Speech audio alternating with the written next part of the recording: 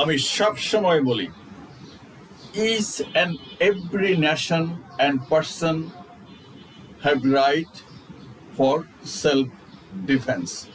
নাই, পৃথিবীর প্রতিটা মানুষ, সে যে দেশের, যে কালারের, যে ভাষারই হোক না কেন, তার আত্মরক্ষার অধিকার নাই?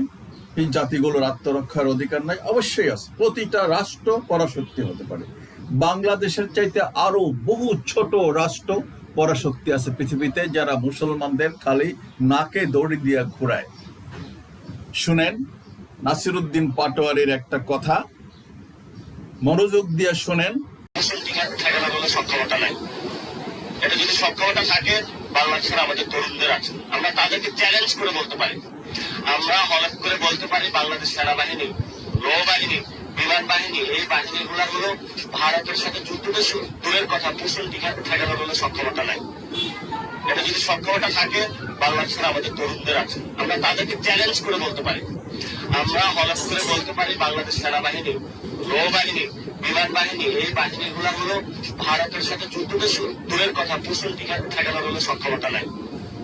এটা যদি সক্ষমতা থাকে, বাংলাদেশের আমাদের তরুণদের আছে, আমরা তাদেরকে চ্যালেঞ্জ করে বলতে পারি, আমরা হলফ করে বলতে পারি, বাংলাদেশ সেনাবাহিনী, নৌবাহিনী, বিমান বাহিনী, এই বাহিনীগুলো হলো ভারতের সাথে যুদ্ধতে দূরের কথা পোষণ ঠেকানোর কোনো সক্ষমতা নাই। এটা যদি সক্ষমতা থাকে, বাংলাদেশের আমাদের তরুণদের আছে, আমরা তাদেরকে চ্যালেঞ্জ করে বলতে পারি, আমরা হলফ করে বলতে পারি, বাংলাদেশ সেনাবাহিনী।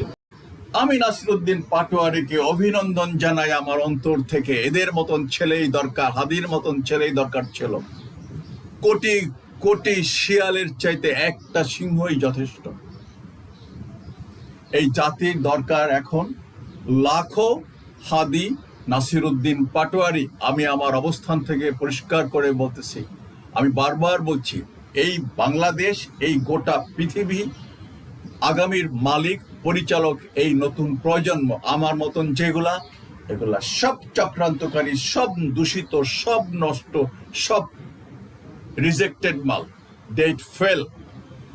এই পার্শ্ববর্তী দেশে গেলে কি প্রশিক্ষণ দেয় আমাগো বাহিনী গো আর রাজনীতিবিদ গো, সেটা এই 50 বছরের শিক্ষা হয় নাই, হবে না, কারণ ওদের মগজের ভিতরে তো ঢুকাই দিছে। নষ্ট। যারা এডিক্টেড হয় তারা আর ভালো হয় না, খুব রেয়ার। ঠিক আছে? সো নাসিরউদ্দিন পাটোয়ারি এই দেশের সূর্য সন্তান, এবং আরো লাখো সূর্য সন্তান দরকার এই দেশ এবং জনগণকে বাঁচাতে। আল্লাহ হাফেজ।